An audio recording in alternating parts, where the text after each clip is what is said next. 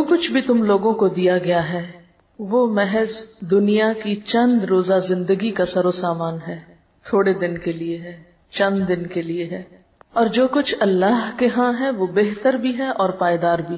دوسری دنیا میں، دوسرے گھر میں جو کچھ ملنے والا ہے وہ اس دنیا کے مقابلے میں زیادہ اچھا ہے اور باقی رہنے والا بھی، لیکن وہ ہے کس کے لیے؟ وہ ان لوگوں کے لیے ہے جو ایمان لائے ہیں اور اپنے رب پر بھروسہ کرتے ہیں، توکل کی صفت رکھتے ہیں، اور جو بڑے بڑے گناہوں اور بے حیائی کے کاموں سے پرہیز کرتے ہیں، کبیرہ گناہوں سے بچنے والے اور بے حیائی سے خاص طور پر بچنے والے، اور اگر غصہ آ جائے تو درگزر کرتے ہیں، جو اپنے رب کا حکم مانتے ہیں، نماز قائم کرتے ہیں، اپنے معاملات آپس کے مشورے سے چلاتے ہیں، ہم نے جو کچھ بھی رزق انہیں دیا ہے اس میں سے خرچ کرتے ہیں، اور جب ان پر زیادتی کی جاتی ہے تو اس کا مقابلہ کرتے ہیں، برائی کا بدلہ ویسی ہی برائی ہے، پھر جو کوئی معاف کر دے اور اصلاح کرے اس کا اجر اللہ کی ذمہ ہے، اللہ ظالموں کو پسند نہیں کرتا، اور جو لوگ ظلم ہونے کے بعد بدلہ لیں ان کو ملامت نہیں کی جا سکتی۔ ملامت کے مستحق تو وہ ہیں جو دوسروں پہ ظلم کرتے ہیں اور زمین میں ناحق زیادتیاں کرتے ہیں، ایسے لوگوں کے لیے دردناک عذاب ہے۔ البتہ جو شخص صبر سے کام لے اور درگزر کرے تو یہ بڑی ہمت کے کاموں میں سے ہے۔ اب ایک بار پھر تلاوت سنیے۔ فما اوتیتم من شیء فمتاع الحیات الدنیا، جو کچھ بھی تم کو ملا ہے۔ اب آپ سوچ سکتے ہیں کہ آپ کو کیا کچھ ملا ہوا ہے۔ اپنے جسم کے اندر آپ دیکھ سکتے ہیں کہ آپ کو کتنی نعمتیں ملی ہوئی ہیں، کتنی قوتیں ہیں آپ کے پاس۔ اپنے کھانے پینے کی اشیاء میں، رزق میں دیکھیے، اپنی پرسنل بلانگنگز دیکھیے، آپ کے گھر میں کیا کچھ ہے اس پہ نظر ڈالیے۔ تو جو کچھ بھی آپ کی پوزیشن میں ہے، جو بھی آپ کی ملکیت میں ہے، جو بھی آپ کے نام پر ہے، کوئی پراپرٹی ہے، کوئی جاگیر ہے، کوئی پلازا ہے، کوئی گھر ہے، کوئی لینڈ ہے، کچھ بھی جو آپ کے پاس ہے، یہ صرف تھوڑے دن کے لیے ہے، چند دن کے لیے۔ اس لیے ان چیزوں کو پا کر پھولنے کی اور تکبر کرنے کی تو کوئی گنجائش ہے ہی نہیں، اور اگر کسی کے پاس نہیں ہے تو اس کو رونے کی ضرورت نہیں، اس لیے کہ چند دن کے بعد یہ دونوں برابر ہو جائیں گے۔ جن کے پاس ہے ان سے لے لیا جائے گا، اور جن کے پاس نہیں ہے ان کے پاس تو ویسے ہی نہیں ہے، لہذا پانے والے اور نہ پانے والے سب ایک جیسے ہو جائیں گے۔ لیکن ضروری نہیں کہ پانے سے مراد یہاں مال و دولت ہے، زندگی جیسی نعمت ہر ایک کے پاس ہے، زندگی بھی واپس لے لی جائے گی۔ وما اوتیتم من شیء، کوئی بھی چیز، محض مال و دولت نہیں، کوئی بھی چیز جو آج ملی ہے، یہ وقت، یہ مہلت، یہ زندگی، یہ صحت، یہ جوانی، یہ فراغت، جو کچھ بھی ہے ہمارے پاس، اور پھر مال و متاع میں سے جو کچھ ہے، یہ سب کیا ہے؟ فمتاع الحیات الدنیا، یہ صرف دنیا کی زندگی میں استعمال کے قابل چیزیں ہیں۔ کوئی شخص جس کے پاس قارون کا خزانہ ہی کیوں نہ ہو، اس میں سے استعمال بس اتنا ہی کر سکتا ہے جو اس کی ضرورت ہے۔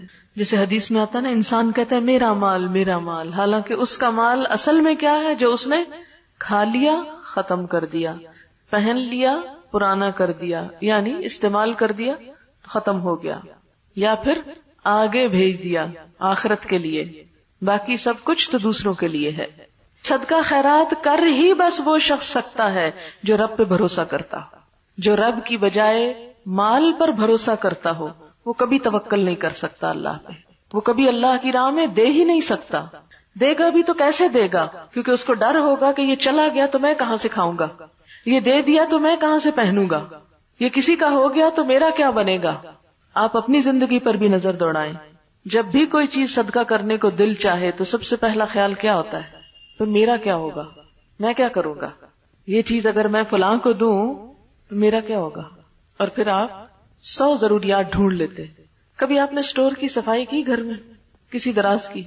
پہلے آپ تنگ آتے ہیں چیزوں سے اور آپ سوچتے ہیں میں نے ان سب کو نکال دینا ہے، پھر آپ دراز صاف کرتے ہیں، چیزیں نکالتے ہیں، چھانتے پھٹکتے، پھر آپ دوبارہ رکھنے لگتے ہیں، پھر آپ کہتے ہیں یہ اس کام آئے گی، یہ حصہ آئے گی، یہ حصہ آئے گی، اسے ایسا کوڑ کباڑ دوبارہ سارے کا سارا ایز اٹ از سیٹ ہو کے دوبارہ دراز میں آ جائے گا، اسٹور میں آ جائے گا، سمٹ جاتا ہے نا۔ جب بکھرا ہوتا ہے تو انسان تنگ آتا ہے، کیا بلا ہے، اور جب سمٹ جاتا ہے تو انسان کہتا ہے اب کام آ جائے گا، اور پھر سال کے بعد صفائی کرتے ہیں تو وہ کسی کام نہیں آتا، اور ویسے کا تیسا ہی ہوتا ہے۔ یاد رکھیں، اگر کوئی چیز بن میں بھی ڈالنی پڑے نا تو اس نیت سے ڈالا کریں جو ذرا غیر ضروری ہو، کہ کئی اللہ کی مخلوق بیچاری غریب بن کھول کھول کے چیزیں ضرورت کی نکالتی، یہ ان کے کام آ جائے گی، کوئی بات نہیں. آپ کو پتا ہے کئی لوگ بوتلیں اس میں سے نکالتے ہیں، کینز نکالتے ہیں، کاغذ نکالتے ہیں، کوئی بھی پرانی شرانی چیز جو انہیں مل جاتی ہے وہ نکالتے ہیں اور پھر ان کو اکٹھا کر کر کے بیچ کے رات کی روٹی کھاتے ہیں. تو اگر آپ نے کوئی بھی غیر ضروری چیز اس نیت سے ڈال دی اس میں، چلو ان کے کام آ جائے گی، میں اپنا لالچ تو دور کروں، جانے دوں، چھوڑو اس کو، بہت رکھ لی اپنے پاس، تو اس چھوٹی سی نیکی کو بھی حقیر نہ سمجھے. وما عند اللہ خیر، اب اس میں سے بھی جو اللہ کے پاس بھیج دیا وہ سب سے بہتر ہے، خیر بہتر ہے، اچھا ہے. وہ جو وہاں جا کے لوگے وہ اچھا ہے. وابقا، اور زیادہ باقی رہنے والا ہے، ہمیشہ کے لیے. اگر دنیا میں بھی آپ کے پاس سب سے اچھی چیزیں ہیں تو بھی ان کو بقا نہیں، کوئی ٹوٹ جاتی ہے، کوئی پرانی ہو جاتی ہے، کوئی میلی ہو جاتی ہے، کوئی گم ہو جاتی ہے. لیکن جو اللہ کے پاس ہے نہ اس کو ٹوٹنا ہے، نہ پرانا ہونا ہے، نہ گم ہونا ہے. ابقا، ایور لاسٹنگ، ہمیشہ رہنے کے لیے ہے. یعنی کسی کو آج ان نعمتوں کا مل جانا اس بات کی ضمانت نہیں کہ کل بھی ملے گا، یا جس کو آج ملا ہے وہ کل کا بھی حق رکھتا ہے. نہیں، آج پانے والے کل محروم بھی ہو سکتے ہیں. ہاں، ان نعمتوں کی حفاظت اور ان کو باقی رکھنے کا گر کیا ہے، طریقہ کیا ہے، ان کو ہمیشہ کے لیے کیسے بچایا جائے، کیسے پریزرو کیا جائے، کس طرح ان سے فائدہ اٹھایا جائے، اس کے لیے آج ان نعمتوں کے ساتھ کچھ صفات اور کچھ کوالٹیز اپنے اندر پیدا کرنے کی ضرورت ہے. ان میں سب سے پہلی چیز جو یاد رکھنے کی ہے وہ کیا کہ للذین آمنوا، یہ سب ان لوگوں کے لیے ہے جو ایمان والے ہیں. نمبر 2، وعلی ربہم یتوکلون، وہ اپنے رب پر بھروسہ رکھتے ہیں. توکل کرنا اور نہ کرنا دو مختلف طرح کی نفسیات ہیں، دو مختلف رویے ہیں. توکل کرنے والے، اپنے رب پہ بھروسہ کرنے والے اور طرح جیتے ہیں، اور مایوس شخصیتیں اور طرح جیتی ہیں. نا امیدی اور مایوسی انسان کو ایک مختلف راہ پر لے جاتی ہے. وما عند اللہ خیر وابقا للذین آمنوا وعلی ربہم یتوکلون، اللہ پہ بھروسہ کرنے والوں کو ہی زیادہ ملا کرتا ہے، وہی باقی رہنے والی نعمتیں حاصل کر سکتے ہیں. ایمان کا تو مطلب ہی ہے مان جانا، یقین کر لینا، اور یہ جنم دیتا ہے کس کو؟ اعتماد اور بھروسے کو. جو شخص اپنے رب پر ایمان رکھتا ہے وہ ایک ایسا مضبوط سہارا تھام لیتا ہے جس کو کبھی بھی ختم نہیں ہونا، کبھی بھی نہیں ٹوٹنا.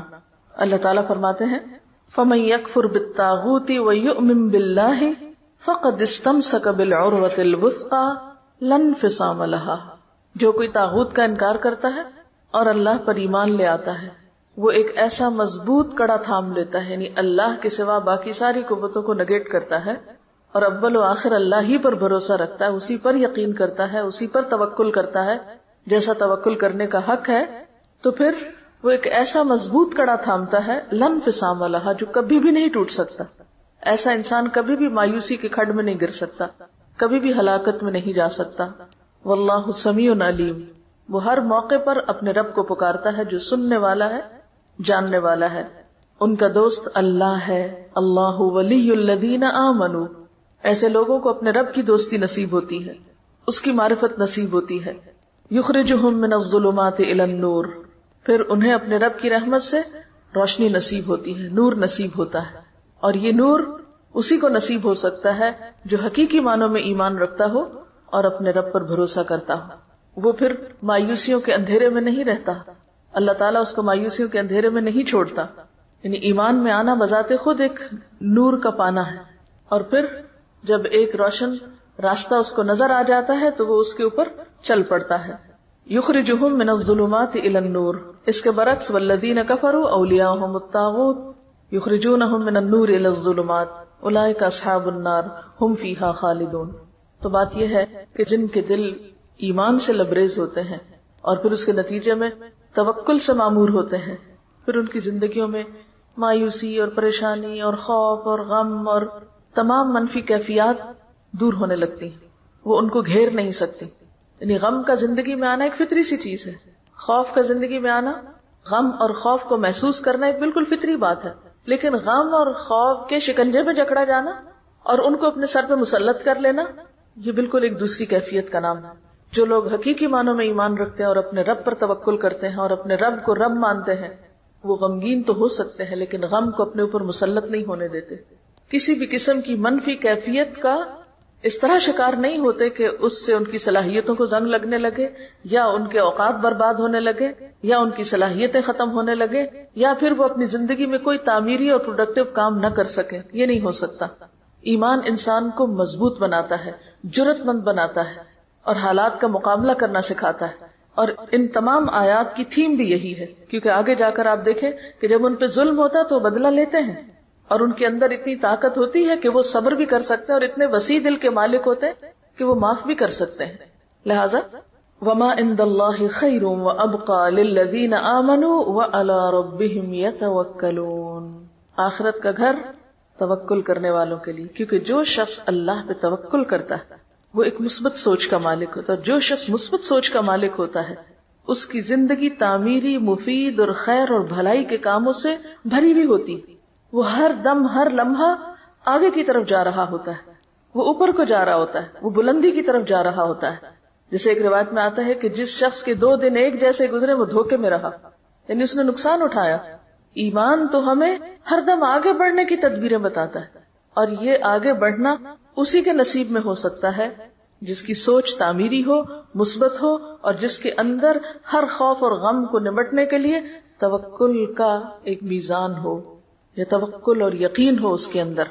اور پھر کچھ اور صفات، والذین یجتنبون کبائر الاثم، ایسے لوگ جن کے اندر اتنی ایمانی جرت ہوتی اور جن کے اندر توکل ہوتا ہے، پھر وہ بڑے بڑے گناہوں سے بچ جاتے ہیں۔ مثلا بڑے گناہوں میں اکبر الکبائر کیا ہے؟ جھوٹ۔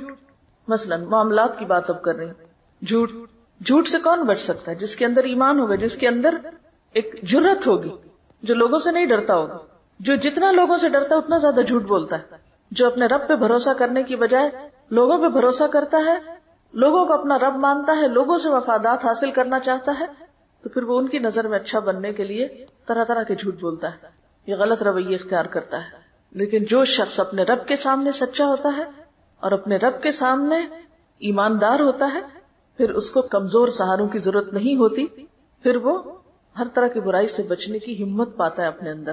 جیسے ایک حدیث میں آتا ہے نا کہ ان الصدق یہدی الی البر وان البر یہدی الی الجنہ، کہ سچائی نیکی کی طرف لے جاتی ہے اور نیکی جنت کی طرف لے جاتی ہے۔ وان الرجل لیصدق حتی یکتب عند اللہ صدیقا، اور ایک انسان سچ بولتا رہتا ہے یہاں تک کہ اللہ کے ہاں صدیق لکھ لیا جاتا ہے۔ وَإِنَّ الْكَذِبَ يَهْدِي إِلَى الْفُجُورِ وَإِنَّ الْفُجُورَ يَهْدِي إِلَى النَّارِ، اور جھوٹ برائی کی طرف لے جاتا ہے اور برائی جہنم کی طرف لے جاتی ہے۔ وَإِنَّ الرَّجُلَ لَيَكْذِبُ حَتَّى يُكْتَبَ عِندَ اللَّهِ كَذَّابًا، اور ایک شخص جھوٹ بولتا رہتا ہے یہاں تک کہ اللہ کے ہاں جھوٹوں میں لکھ لیا جاتا ہے۔ وَالَّذِينَ يَجْتَنِبُونَ كَبَائِرَ الْإِثْمِ، اور وہ لوگ جو اجتناب کرتے ہیں بڑے بڑے گناہوں سے، کبیرہ گناہوں سے، وَالْفَوَاحِشَ، اور بے حیائیوں سے، وَإِذَا مَا غَضِبُوا هُمْ يَغْفِرُونَ، اور جب غضبناک ہوتے ہیں تو معاف کر دیتے ہیں۔ اب یہ آخرت کی باقی رہنے والی چیزوں کے مالکوں کی صفات بتائی جا رہی ہیں۔ نمبر 1 توکل کرتے ہیں، نمبر 2 بڑے گناہوں سے بچتے ہیں، احتیاط برتتے ہیں، اجتناب کرتے ہیں۔ وَالْفَوَاحِشَ، فاحشہ کہتے ہیں کھلی برائی کو، صریح برائی، فواحش سے اجتناب کرتے ہیں، یعنی گناہ اور بے حیائی کے کاموں سے پرہیز کرتے ہیں۔ وَإِذَا مَا غَضِبُوا، اور جب وہ غضبناک ہوتے ہیں، ہم یغفرون، تو وہ معاف کر دیتے ہیں، جیسے پیچھے پڑھ چکے ہیں، وَالْكَاظِمِينَ الْغَيْظَ وَالْعَافِينَ عَنِ النَّاسِ، لوگوں سے درگزر کرنا ان کے مزاج اور طبیعت کا حصہ ہے۔ جنت والوں کے مزاج میں ہے یہ بات کہ وہ لوگوں کے قصوروں سے درگزر کر جاتے ہیں، ان کے مزاج میں انتقام اور بدلہ نہیں۔ آپ صلی اللہ علیہ وسلم کے بارے میں آتا ہے کہ آپ نے اپنی ذات کے لیے کبھی بدلہ نہیں لیا، ہاں اگر اللہ کی حدوں میں سے کسی حد کو توڑا جاتا تو وہ آپ کے لیے ناقابل برداشت تھا۔ یہ بخاری کی روایت ہے۔ اللہ کی حدود کا سب سے زیادہ لحاظ رکھتے تھے، اس پہ آپ نے حد بھی جاری کی، سزا بھی دی، کوڑے بھی مروائے، رجم بھی کروایا، ہاتھ بھی کٹوائے، کیونکہ وہ اللہ کی حد توڑی گئی تھی۔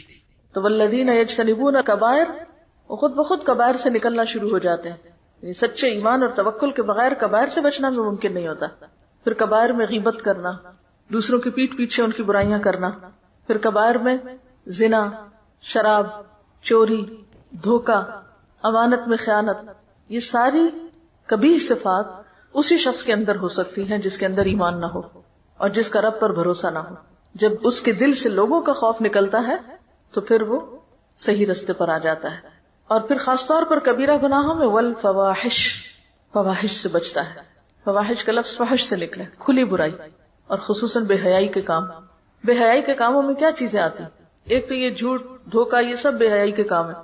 لیکن اس کے علاوہ دیکھیے گناہ کی تعریف کیا کی گئی کہ جس پر تم خوف کھاؤ کہ لوگوں کو پتہ نہ چل جائے، یعنی جس کے بارے میں تمہیں ڈر ہو کہ ہائے میرا پول نہ کھل جائے، جو کام تم لوگوں کے سامنے نہیں کر سکتے. اور اس سے بڑی برائی کیا ہے کہ تم ڈھٹائی سے برے کام کرو. یعنی عام گناہ کیا ہے؟ کبیرہ گناہوں میں بہت سے گناہ آتے ہیں جو کھلے کیے جائیں یا چھپے کیے جائیں، لیکن فواحش وہ ہیں جو کھلے عام کیے جائیں.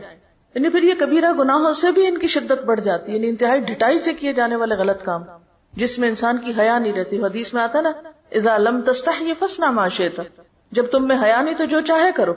تو ایسا شخص پھر ڈٹ کے برائی کرتا ہے، کہتا ہے جو کرنا ہے کر لو، میں تو یہی کروں گا. یعنی اس کو نہ بندوں کی حیا ہے نہ اللہ کی حیا ہے، لہٰذا ایسے کام فواحش میں آتے ہیں. اثم کیا ہے؟ الاثم ما حاک فی نفسک، گناہ وہ ہے جو تمہارے دل میں کھٹکے اور تمہیں ڈر لگے کہ لوگوں کو پتہ نہ چل جائے، اس کو اثم کہتے ہیں. اور اثم کے بعد پھر فواحش آتے ہیں کہ وہ ڈر بھی نکل جائے، وہ جھجک بھی ختم ہو جائے اور کھلے عام انسان غلط کام کرنا شروع کر دے. تو جنت میں جانے والے ان دونوں طرح کے گناہوں سے بچتے ہیں، اثم سے بھی بچتے ہیں، فحش سے بھی بچتے ہیں. وَإِذَا مَا غَضِبُوا هُمْ يَغْفِرُونَ، اور اپنے جذبات پر خوب قابو رکھتے ہیں. یعنی جب کسی کے خلاف غصہ بھی آ جائے تو محض غصے کا اظہار کر کے اپنے جذبات کی تسکین نہیں کرتے، معاف کرنا بھی جانتے ہیں. غصہ دلانے والی چیزوں پر معاف کر سکتے ہیں. اور کیا صفات ہوتی ہیں ان کے اندر؟ وَالَّذِينَ اسْتَجَابُوا لِرَبِّهِمْ، اور وہ لوگ جو اپنے رب کا ہر حکم مانتے ہیں، لبیک کہتے ہیں.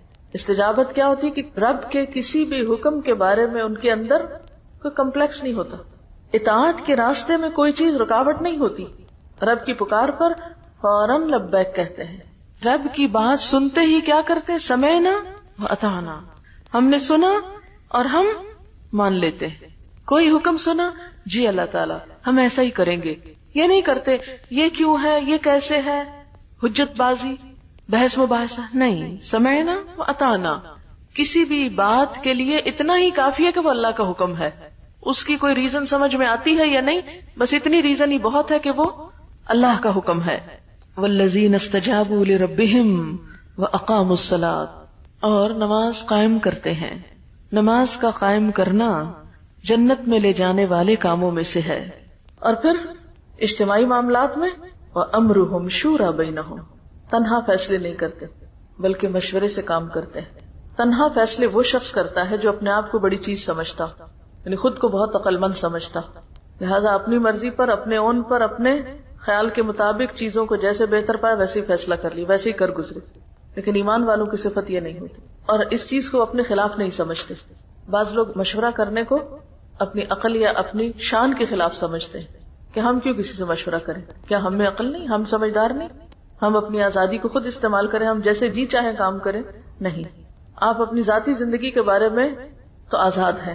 مثلا آپ نمکین پسند کرتے ہیں یا میٹھا، آپ کا جو جی چاہے کھائیں، اس میں آپ کو کسی سے مشورہ کرنے کی ضرورت نہیں، اللہ یہ کہ آپ بیمار ہو جائے تو پھر آپ کو ضرور پوچھنا پڑے گا ڈاکٹر سے کہ مجھے کیا کھانا چاہیے اور کیا نہیں. پھر وہ آپ سے فیس بھی لے گا مشورے کی اور آپ پر پابندیاں بھی لگائے گا. لیکن اجتماعی معاملات کسی ایک شخص کی مرضی سے نہیں چلا کرتے، چاہے وہ گھر کی اجتماعیت ہو، چاہے وہ کسی ادارے کی اجتماعیت ہو. اس میں باہم مشورہ بے حد ضروری ہے اور مشورہ پھر کامیابی کا راستہ کھولتا ہے. اور مشورہ کیا ہے؟ دراصل کسی بھی کام کے بہتر پہلو کو اختیار کرنے کے لیے بہتر رائے کا انتخاب، اور دوسرے سب کو ساتھ ملا کر چلنا، یعنی ٹیم ورک کی جان یا روح ہوتا ہے، باہمی اعتماد کو ظاہر کرتا ہے. وَأَمْرُهُمْ شُورَى بَيْنَهُمْ، اور ان کے آپس کے معاملات مشورے سے طے ہوتے ہیں. یہ جنت کے وارثوں کی ایک اہم خوبی ہے. شورا کا لفظ ذکرا اور بشرا کی طرح باب مفاعلہ سے اسم مصدر ہے، یعنی اہل ایمان ہر اہم کام باہمی مشاورت سے کرتے ہیں، اپنی ہی رائے کو حرف آخر نہیں سمجھتے. خود نبی صلی اللہ علیہ وسلم کو بھی اللہ تعالیٰ نے حکم دیا کہ مسلمانوں سے مشورہ کیجیے. آل عمران 159 میں آتا ہے وَشَاوِرْهُمْ فِي الْأَمْرِ. چنانچہ آپ صلی اللہ علیہ وسلم جنگی معاملات اور دیگر اہم کاموں میں مشاورت کیا کرتے تھے. اس کا فائدہ کیا ہوتا ہے؟ اس سے ان لوگوں کی حوصلہ افزائی ہوتی ہے جن سے مشورہ کیا جاتا ہے. اور دوسرا فائدہ کیا ہوتا ہے کہ کسی کام کے اہم حصے نمایاں ہو جاتے ہیں کیونکہ ہر شخص اپنے اپنے اینگل سے دیکھ رہا ہے. مثلا اگر ہم نے اس کمرے کا حدود اربع بیان کرنا ہو تو اگر صرف میں ایکسپلین کرتی رہوں گی تو بات پوری نہیں کر سکوں گی. کیوں؟ اس لیے کہ میں صرف اپنے سامنے والی چیز کو دیکھ رہی ہوں. اگر میں آپ کو بھی شریک کر لوں گی تو آپ ان چیزوں کو دیکھ رہے ہیں جو میرے پیچھے ہیں، جو مجھے نظر نہیں آ رہی. اس طرح ایک مکمل پکچر بن جائے گی. ٹھیک ہے نا؟ مشورہ بھی ایسا ہی ہوتا ہے. کسی بھی معاملے کے بارے میں جب مشورہ کیا جاتا ہے آمنے سامنے بیٹھ کر تو ایک شخص ایک اینگل سے دیکھتا ہے، دوسرا دوسرے سے، اور اس طرح وہ پوری چیز سامنے آ جاتی ہے. اور ہم دیکھتے ہیں کہ نبی صلی اللہ علیہ وسلم نے زندگی کے بہت سارے معاملات میں مشورے کیے. اس کے بعد صحابہ کرام کا بھی یہی طریقہ تھا. حضرت عمر رضی اللہ تعالی عنہ جب نیزے سے زخمی ہو گئے اور زندگی کی کوئی امید باقی نہ رہی تو امر خلافت کی مشاورت کے لیے 6 آدمی نامزد فرمائے. حضرت عثمان، حضرت علی، طلحہ، زبیر، سعد اور عبد الرحمن بن عوف. انہوں نے باہم مشورہ کیا اور آپس میں مشورے کے علاوہ اور لوگوں سے بھی مشورہ کیا، اور اس طرح حضرت عثمان کو خلافت کے لیے نامزد کر دیا گیا. بعض لوگ یہ سمجھتے ہیں کہ قومی اور اجتماعی سطح پر ہو تو مشورے سے مراد جمہوریت ہے. نہیں، اس لیے کہ جمہوریت میں ہر کہ و میں سے مشورہ کیا جاتا ہے، جو بھی سلیکٹ ہو کے آ جائے، خواہ وہ اس چیز کا اہل ہو یا نہ ہو. اب آپ دیکھیں کہ اس وقت دنیا میں جہاں جہاں جمہوریت ہے، پارلیمنٹ موجود ہے، وہاں پر جو ممبرز ہوتے ہیں، MNAs ہوتے ہیں، مختلف علاقوں سے آئے ہوئے، ان میں سے اکثریت ایسی ہوتی ہے جو امور مملکت کو، دنیا کے حالات کو کچھ بھی نہیں جانتے ہوتے. کسی کام کو کیسے چلانا ہے، کیسے کرنا ہے، ان کے پاس کوئی تجربہ نہیں ہوتا. ان کا سب سے بڑا کریڈٹ یہ ہے کہ وہ لوگوں کے پسندیدہ شخصیتیں، لوگوں نے انہیں بھیج دیا ہے. وہ آگے جا کے کیا کرتے ہیں، کیا نہیں کرتے، کچھ خبر نہیں. کئی ایک لوگ تو پڑھنا لکھنا بھی نہیں جانتے.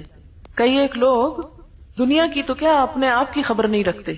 اس لیے وہ جو نظام پھر چلاتے ہیں وہ آپ کے سامنے ہے. اگر آپ نے ایک بلڈنگ بنانی ہے تو مشورہ ٹانگے والے سے کریں گے، فلمی اداکار سے کریں گے، کیونکہ یہاں تو کھلاڑی بھی آ رہا ہے، اداکار بھی آ رہا ہے، ٹانگے والا بھی آ رہا ہے، کاشتکار بھی آ رہا ہے، اسمبلی کا ممبر بن کے مشورے دینے لگے ہیں یہ لوگ حکومت چلانے کو. تو بلڈنگ بنانے کے لیے تو آپ کو مشورہ کرنا ہے کس سے؟ آرکیٹیکٹ سے، انجینئر سے، متعلقہ افراد سے. اور ملک چلانے کے لیے مشورہ کر رہے ہیں آپ ان حضرات سے. خیر میرا فیلڈ نہیں ہے سیاست، اس لیے زیادہ بات نہیں کروں گی. جو فیلڈ نہ ہو اس پر زیادہ نہیں بولنا چاہیے. بہرحال وَأَمْرُهُمْ شُورَى بَيْنَهُمْ، مشورے کا جب اللہ نے حکم دیا، اور یہ دیکھیں ان صفات میں سے ہے جو جنت میں لے جانے والی ہیں. اس کو معمولی صفت نہ سمجھے، یہاں پر معمولی چیز نہ لیں اس کو کہ ٹھیک ہے دل چاہے گا مشورہ کریں گے، نہیں تو نہیں صحیح. نہیں، آپ کو کرنا ہے اگر آپ جنت میں جانا چاہتے ہیں. اب آپ دیکھیں کہ مشورہ جہاں کرنا ضروری ہے وہاں ہر معاملے اور ہر چیز میں بھی نہیں کرنا ہوتا. مثلا میں کھانا کھاؤں کہ نہ، اب اس پر مشورے کی نہیں ضرورت. نماز پڑھوں یا نہ، اگر آپ اکثریت کہہ دیں گے مجھے نماز پڑھنی چاہیے تو میں پڑھ لوں گی. اگر آپ کہ نہیں آپ کو کوئی بات نہیں، آج آپ نہ پڑھیں، تو میں کو نہیں، میں نہیں پڑھ رہی، سب نے مجھے مشورہ دیا تھا نماز نہ پڑھنا، تو اللہ تعالیٰ آپ نہیں کہا تھا مشورہ کرنا. تو ایسے معاملات میں مشورہ نہیں ہے. مشورہ ایسے معاملات میں ہے کہ جس کا تعلق اجتماعیت سے ہے، زیادہ لوگوں کے مفاد سے ہے، 2 یا 2 سے زائد لوگوں کے مفاد میں جو چیز ہے. اور پھر اس میں کوئی بھی شخص اگر اجتماعی فائدوں کو یا اجتماعی کام کو صرف اپنی منمانی اور ون وے ٹریفک کے طریقے سے کسی گاڑی کو دھکیلنا چاہے تو ہو سکتا ہے وہ منزل تک نہ پہنچائے. اور پھر آپ دیکھیں کہ جو شخص اجتماعی معاملات میں صرف اپنی مرضی کرتا ہے وہ سب کی ذمہ داری اپنے اوپر لیتا ہے. اگر کام غلط ہو گیا تو اس کا مطلب کیا ہے کہ قصوروار وہی ہے. جب مشورے سے ہوا تو اس ذمہ داری کو سب نے بانٹ لیا، تو یہ ایک فائدہ ہو جاتا ہے مشورے کا. اور پھر اسی طرح مشورہ اس لیے بھی مفید ہے کہ جو معاملہ سب سے متعلق ہے اس میں سب کو باخبر بھی رکھا جائے، سب کو پتا ہو کہ ان کے بارے میں کیا ہو رہا ہے. پھر اسی طرح یہ ہے کہ اجتماعی معاملات کو چلانے کے لیے جس شخص پر ذمہ داری ڈالی جائے وہ بھی مشورے سے ہو، تاکہ لوگوں کی پسند کے مطابق، یعنی اللہ کی پسند تو بہرحال اوپر ہے، عام روزمرہ مثلاً چھوٹی چھوٹی چیزوں میں جو ذمہ داری دی جاتی ہے انتظامی امور میں، تو اس میں اہلیت کے ساتھ لوگوں کی رائے لینے میں، مشورہ کرنے میں کہ کس شخص کو کس چیز پر متعین کیا جائے، نقصان کی بات نہیں. پھر ایسے لوگ مشورہ دیں جو اہل ہوں. پھر اپنے ضمیر اور ایمان کے مطابق کسی لالچ کے یا کسی خوف کے دباؤ میں نہ مشورہ دیں. وَأَمْرُهُمْ شُورَى بَيْنَهُمْ وَمِمَّا رَزَقْنَاهُمْ يُنْفِقُونَ، اور اس میں سے جو ہم نے ان کو رزق دیا وہ خرچ کرتے ہیں. رزق کا خرچ کرنا کچھ تو اس میں فرائض کی ادائیگی میں سے ہے جیسے زکوٰۃ وغیرہ، کچھ صدقات ہیں جو انسان اپنے دل کی خوشی سے کرتا ہے، اور اس میں لن تنالوا البر حتى تنفقوا مما تحبون، اپنی پسندیدہ ترین چیزوں میں سے خرچ کرنا. اور پھر خاص طور پر اپنی غلطیوں کے کفارے کے لیے، گناہوں کے ازالے کے لیے، مصیبتوں کو ٹالنے کے لیے، کیونکہ ہر گناہ مصیبت کا سبب ہوتا ہے. تو جب ان کو احساس ہوتا ہے کہ انہوں نے کوئی بھی کام غلط کیا ہے تو اس موقع پر بھی وہ صدقہ کرتے ہیں. یعنی صدقہ مومن کی عادات میں سے ہونا چاہیے، یعنی ہر روز کچھ نہ کچھ صدقہ کرنا چاہیے. اگر مال میں سے کچھ بھی نہیں پاتے، حالانکہ ایسا نہیں ہے کہ کچھ بھی نہیں پاتے، اگر آپ کے پاس 2 لقمے ہیں کھانے کو تو آپ ایک یا آدھا کسی اور کو بھی دے سکتے ہیں. جیسے نبی صلی اللہ علیہ وسلم فرمایا کہ آگ سے بچنے کی فکر کرو، خاک کھجور کا آدھا ٹکڑا ہی کیوں نہ ہو. پوری کھجور نہیں خرچ کر سکتے تو آدھی سے. اب ہم میں سے کتنے ہی لوگ ہیں جو مثلاً کلو بھر 2 کلو بھر کھجوریں خرید کے اپنے گھر رکھ سکتے ہیں، اور جب گھر سے نکلے تو اپنی جیب میں تھوڑی سی لے چلے، راستے میں جو بھی نظر آئے اس کو آفر کرتے چلے جائیں. آسان طریقہ ہے صدقہ کرنے کا. لیکن عموماً ہم اس طرف توجہ نہیں کرتے کہ ہر روز صدقہ کرنا چاہیے. یہ چھوٹی سے چھوٹی چیز بھی صدقہ کی جا سکتی، کیونکہ ہم کوتاہیاں روز کرتے ہیں، ہم غلطیاں روز کرتے ہیں، لہذا ہمیں روزانہ صدقہ کرنے کی ضرورت ہے. تو وَمِمَّا رَزَقْنَاهُمْ يُنْفِقُونَ، جو رزق ہم نے ان کو دیا اس کو اکٹھا کر کے نہیں رکھتے رہتے، صرف اپنی ذات کے لیے نہیں کرتے، اس میں سے وہ نکالتے رہتے. یہ ان کی عادت ثانیہ ہوتی، مسلسل وہ اس کے بارے میں سوچتے رہتے ہیں. کیونکہ بہت سے ڈپریشن، بہت سے دل کے بوجھ اور بہت سے غم کا علاج صدقہ ہے. نہ صرف یہ کہ پچھلے بوجھ دھونے اور ہٹانے کا ذریعہ ہے، بلکہ آئندہ کی مصیبتوں اور بلاؤں سے بچنے کا بھی ذریعہ ہے. کہ صدقہ جو ہے بلائیں اس سے آگے نہیں بڑھ سکتی، آپ صدقہ کرتے ہیں اور بلا کو وہ پیچھے دھکیل دیتا ہے. تو ہم میں سے ہر ایک کے پاس کچھ نہ کچھ ضرور ہوتا ہے جسے ہم دوسروں پر خرچ کر سکتے ہیں. لیکن اگر کچھ بھی نہیں، بالکل ہی مفلوق الحال ہے، تو پھر ایک مسکراہٹ یا ایک اچھی بات یا علم کا شیئر کرنا یا کسی کو رستہ دکھانا یا کسی کی بھلائی کا کوئی بھی کام، اس میں آپ شریک ہو سکتے ہیں. والذین اذا اصابہم البغی ہم ینتصرون، اور وہ لوگ جب ان کو کوئی زیادتی پہنچتی ہے تو وہ بدلہ لے لیتے ہیں. ابھی پیچھے تو معاف کرنے کی بات تھی، یہاں بدلہ لینے کی بات ہے. ہاں، اسلام نے انصاف کے دائرے میں رہتے ہوئے بدلہ لینے سے روکا نہیں. بدلہ لینے سے وہ عاجز نہیں ہوتے، اگرچہ معاف کر دینا پسندیدہ ہے. جیسے نبی صلی اللہ علیہ وسلم نے فتح مکہ کے موقع پر اپنے خون کے پیاسے مجرموں کے لیے عام معافی کا اعلان کر دیا تھا. حدیبیہ میں ان 180 لوگوں کو معاف کر دیا گیا جنہوں نے آپ کے خلاف ایک سازش تیار کی تھی. لبید بن عاصم یہودی جس نے آپ پر جادو کیا تھا، اس سے آپ نے کوئی بدلہ نہیں لیا. وہ یہودی عورت جس نے کھانے میں زہر ملایا تھا، اس کو بھی معاف کر دیا، حالانکہ اس کی تکلیف آپ آخر دم تک محسوس کر رہے تھے. ذات کے لیے نہیں لیتے تھے، اللہ کی حدود کے لیے لیتے تھے، لیکن ذات کے لیے بھی لینے کی اجازت ہے. اسلام ایسا دین نہیں کہ جو انسان کو مسکین بنا دے، راہب یا بھکشو بنا دے.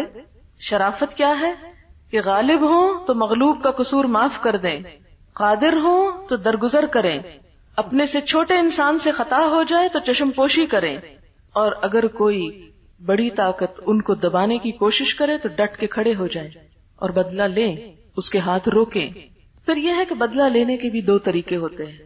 ایک یہ کہ غصے کو غصے کی شکل میں ظاہر کیا جائے، اور ایک احسن طریقے سے اس کا بدلہ لیا جائے.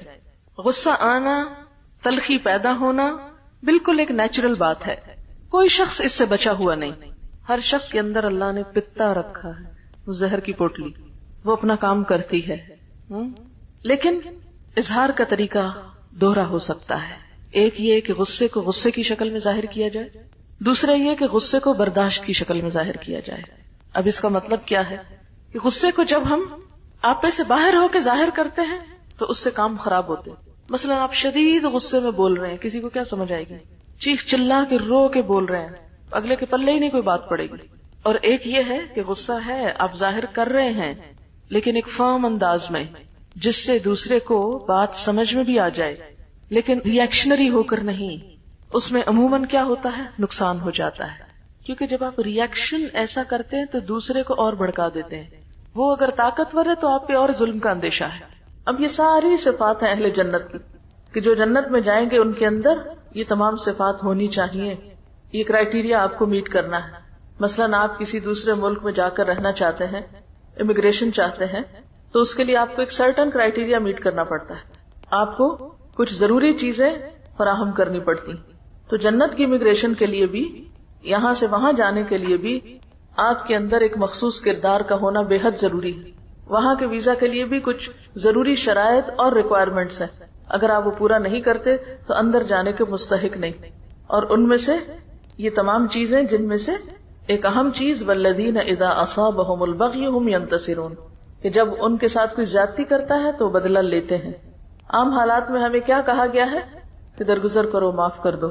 لیکن جہاں انسان یہ دیکھے کہ محض معاف کرنے سے دوسرے کی اصلاح نہیں ہو سکتی, تو وہاں ایک حد کے اندر رہتے ہوئے وہ بدلہ لے سکتا ہے.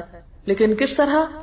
وَجَزَاءُ سَيِّئَةٍ سَيِّئَةٌ مِثْلُهَا, برائی کا بدلہ اگر برائی سے دینا ہے تو اتنی ہی برائی کی اجازت ہے جتنی تم پر کی گئی, صرف اسی دائرے کے اندر. کیونکہ اگر تم نے ایک کے بدلے میں 2 گنا سزا دی کسی کو تو پھر کیا ہوگا؟ زیادتی ہو جائے گی, وہ مظلوم ہو جائے گا اور تم ظالم ٹھہرو گے. لیکن اس کے ساتھ ساتھ پھر مزید کیا سکھا دیا کہ اگرچہ بدلہ لینے کا حق ہے, کیونکہ اسلام انصاف کا دین ہے, اس میں عدل ایک بہت اہم صفت ہے, لیکن اس کے باوجود افضل اور پسندیدہ کیا ہے؟ فمن عفا, جو کوئی معاف کر دے, وہ اصلح, اور اصلاح کر لے اپنی تعلقات کی, فاجرہ علی اللہ, تو اس نے اپنا اجر اللہ کے ہاں محفوظ کر دیا, وہاں جا کر اس کو مل جائے گا, ضائع نہیں جائے گا. انہ لا یحب الظالمین, وہ ظالموں سے محبت نہیں رکھتا. ظالم کون ہے؟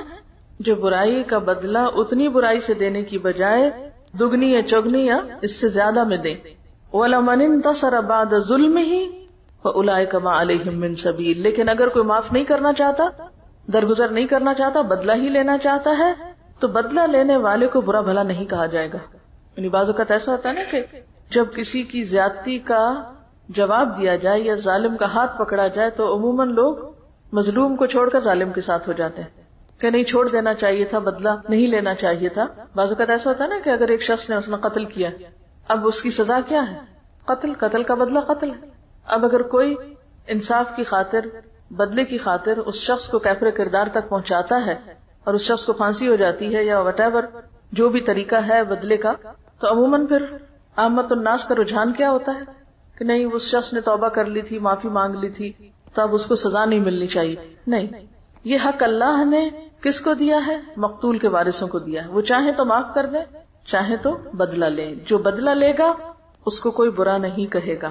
فَأُولَئِكَ مَا عَلَيْهِمْ مِنْ سَبِيلٍ, ایسے لوگوں کو ملامت نہ کی جائے گی. بدلہ لینے والے کو آپ برا بھلا نہیں کہہ سکتے, لیکن اس وقت تک جب کہ وہ اتنا ہی لے جتنی اس پر زیادتی ہوئی, آگے نہ بڑھے. ہاں آگے بڑھے تو پھر وہ ظالم ہوگا.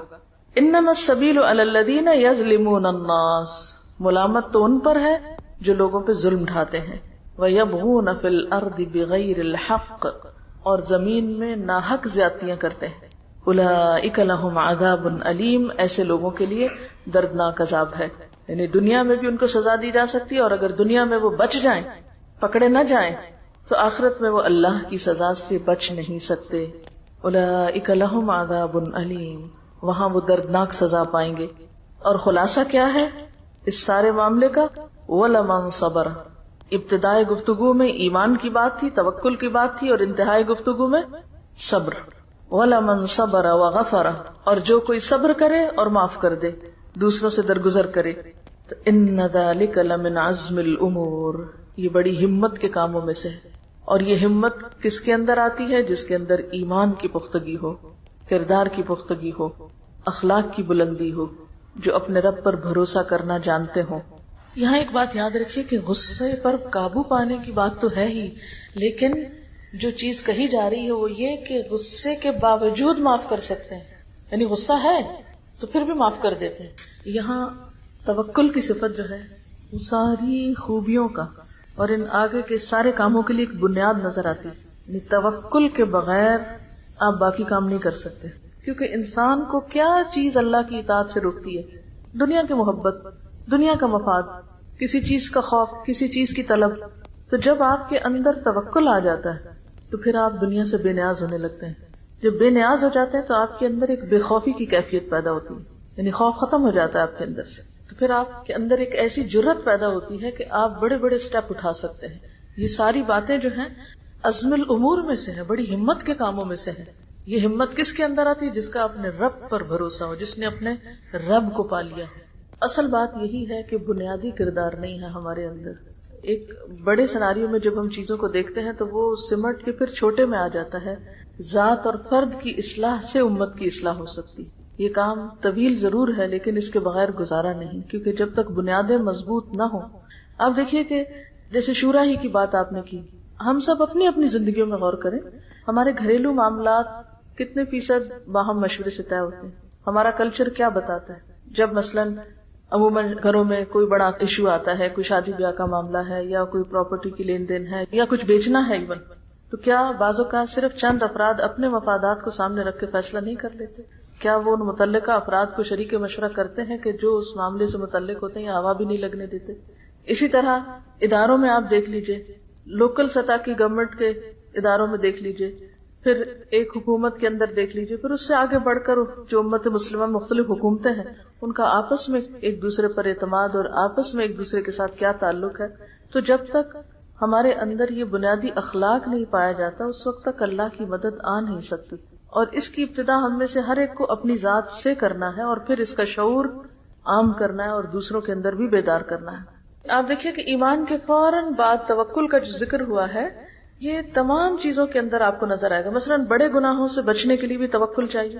آپ جھوٹ بول کر، دھوکہ دے کر بہت کچھ نفع کما سکتے ہیں اپنی تجارت میں، لیکن آپ اپنے اصولوں پہ قائم رہتے ہیں، آپ دھوکہ اور فریب سے بچتے ہیں، کیا چیز آپ کو بچائے گی؟ توکل کہ نہیں، جس رب نے رزق دینا ہے وہ دے گا۔ جھوٹ اور فریب کے ذریعے میں اپنی آمدنی نہیں بڑھا سکتا۔ اسی طرح باقی گناہوں سے بچنا، فواحش سے بچنا، پھر اسی طرح یہ جتنی بھی اگلی صفات ہے، حتیٰ کہ نماز کے اندر بھی آپ دیکھیے، بعض اوقات ہم نماز کیوں مختصر کر دیتے ہیں، یہ کیوں جلدی پڑھتے ہیں کہ ہمیں کوئی اور فائدہ یاد آ رہا ہوتا ہے کہ وہ فلاں کام ہمارا چھٹ جائے گا، فلاں کام رہ جائے گا تو میں جلدی سے فلاں نفع کو حاصل کر لوں۔ ہمارے اندر ٹھہراؤ آ ہی نہیں سکتا، حکمت اور وزڈم آ ہی نہیں سکتی جب تک کہ توکل کی صفت ہمارے اندر نہیں۔ اور توکل کیا ہے کہ جب تک اللہ نہ چاہے کوئی فائدہ نہیں پہنچا سکتا، اور جب تک وہ نہ چاہے کوئی نقصان نہیں دے سکتا۔ ایک حدیث میں پڑھ رہی تھی اور اس میں توکل کا مفہوم بہت اچھی طرح سمجھ میں آتا ہے۔ قال رسول اللہ صلی اللہ علیہ وسلم لابن عباس، رسول اللہ صلی اللہ علیہ وسلم نے ابن عباس سے کہا، یا غلام، اے بچے، انی اعلمک کلمات، میں تمہیں چند باتیں سکھاتا ہوں۔ اب آپ یہ بھی دیکھ لیجئے کہ آپ صلی اللہ علیہ وسلم کی تعلیم صرف بزرگوں کے لیے نہیں تھی، ٹین ایجرز کے لیے بھی تھی۔ غلام جو ہے ٹین ایجر کو کہتے ہیں، ان کو بھی آپ نے تعلیم دی اور ان کو بھی براہ راست سکھایا۔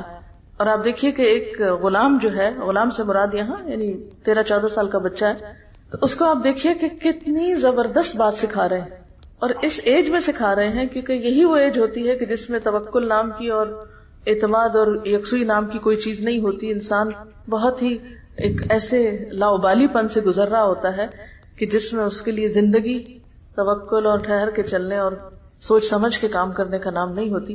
بہرحال کہتے ہیں احفظ اللہ یحفظ کا، آپ صلی اللہ علیہ وسلم نے فرمایا کہ تم اللہ تعالیٰ کو یاد رکھو، وہ تمہاری حفاظت کرے گا۔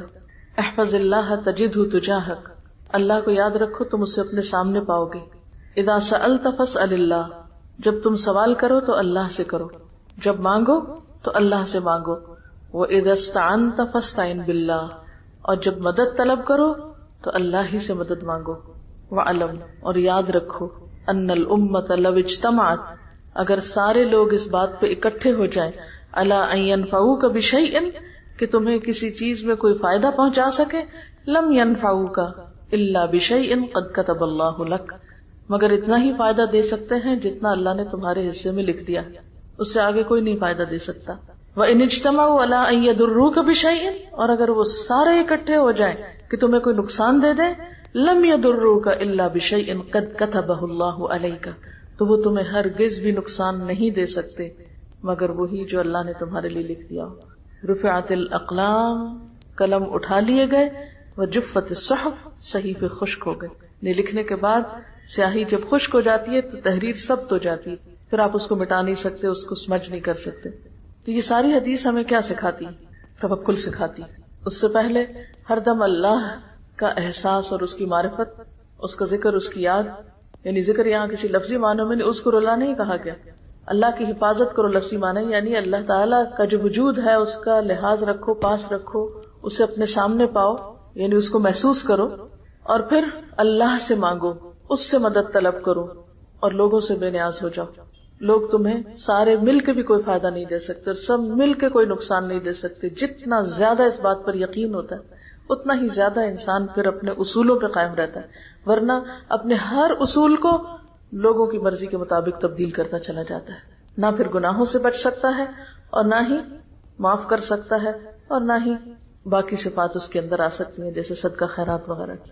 اوور آل ہماری ساری زندگی لوگوں کے گرد گھومتی ہے، ہم پیپل سینٹرڈ لوگ ہیں، ہمارا مرکز و محور لوگ ہیں، یا اپنی ذات ہوتی ہے یا پھر لوگ ہوتے ہیں، اوپر نہیں اٹھتے اس سے۔ اور جب تک علی ربہم یتوکلون کی صفت نہیں آتی آپ کچھ بھی نہیں کر سکتے۔ جب ہم اللہ پہ بھروسہ نہیں کرتے تو یقیناً ہمیں کسی اور پہ بھروسہ کرنا پڑتا ہے، اور وہ سب کمزور سہارے ہیں جو خود بھی گرتے ہیں اور ہم بھی ان کے پیچھے گرتے ہیں۔ اس نے لکھا ہے کہ عام زندگی میں کانفیڈنٹ اسے کہا جاتا ہے جسے اپنے اوپر بھروسہ ہوتا ہے اور نڈر ہو کر کوئی بھی غلط کام کر سکتا ہے، مگر اللہ کے ہاں کانفیڈنٹ وہ ہے جسے اللہ پر توکل ہو۔ جو نڈر ہو کر کوئی بھی غلط کام کر لیتا ہے وہ تو پھر فواحش کا شکار ہو جاتا ہے۔ سبحانک اللہم و بحمدک، نشہد ان لا الہ الا انت، نستغفرک و نتوب الیک۔ والسلام علیکم و رحمۃ اللہ وبرکاتہ۔